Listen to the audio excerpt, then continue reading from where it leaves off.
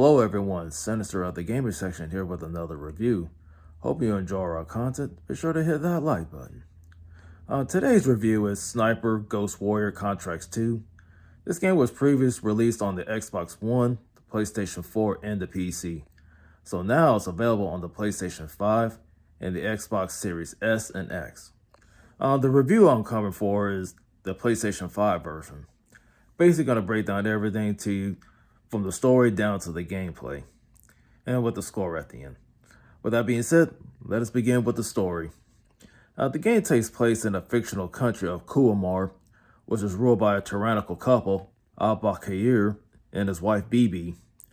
When her husband dies, Bibi takes over, rules the country with an iron fist and starts a war with a neighboring country. And this war is affecting the global oil prices. And so now you're being tasked with contracts to take her down in a regime in order to restore peace in this country. Graphically, this game looks amazing on the next gen systems. Everything looks amazing in 60 frames per second. Everything looks silky smooth, like from the environment, down to the characters, even yourself. Even though the game takes place in first person, I mean, you can see the detail in all your weapons and all the gadgets that you use. Everything like that. The weather is also a nice addition because it plays a key role in the gameplay, which I will cover that later. I mean, basically with the character models, there's no jackiness or lag, which just look great in itself. With that being said, on to the gameplay. And for the gameplay, for the fans of the series, you're in for a treat because, but for those who played the previous series, I mean, you basically know what it's about. You know how it controls, and if there's always something new, with new entry.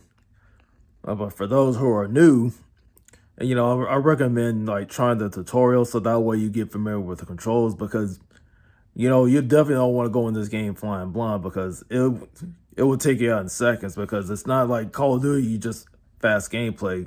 This is a tactical shooter, and basically with you being a sniper, you always want you're not to be seen or heard. So basically, your base of it, you're here to take out targets. I mean, as you go into the tutorial, you got different tasks, like where to pick your targets, either near or far. It basically helps, like how far your targets are, because basically you can't just straight shoot them just like that, because like I mentioned earlier, the weather plays an effect. You try to take out your targets, but the wind can make your bullets drop, make it harder to take out your targets. But however, I mean, you can turn on the assist, which will help you with your targeting. That way you know when to hit. That way you can take your targets out without wasting ammo. As you move on to the main story itself, when we go into the single player story, this is where you take all your contracts. I mean, you can always choose like your targets, and which would be easier for you to take out. And also, you got to plan accordingly, because you can't just go in there just taking out bad guys left and right, because they will take you out if they hear noise and everything, and they will call reinforcements on you. Because you definitely don't want to get into a firefight. Because of you being a sniper, you got to be stealthy. You're basically trying to get in and out before they can see you, things like that. I mean, because you have like advantages, like I said, you have your binoculars. That way you can take out your targets, how far and near they are. And you have different methods like to take them out. I know you can always take the stealth approach, like sneak up behind them. Either by you can interrogate them to get information, or you can just take them out silently, so that way they don't call for reinforcements. I mean, like I mentioned earlier, failure to do so, they will call, they will hear the noise, they will sound the alarm, and enemies will swarm you, which will be an automatic game over. Speaking of like starting this mission, use at the beginning of each mission. There's different difficulties. You have easy, which I recommend for newcomers. And of course, Deadeye is the hardest. Like, that's like for all the veterans, like then, looking for a challenge.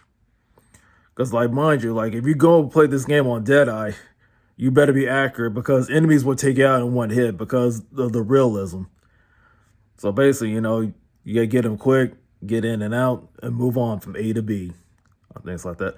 My only gripe about this game is like there's like microtransactions, especially with the single player, but basically it's all like cosmetic for your guns. Like, you want your guns to look a cool way and things like that, but it doesn't affect the gameplay anyways. Because like I mentioned, it's just a minor gripe. All right, down to the score. I give this game a 4.5 out of 5.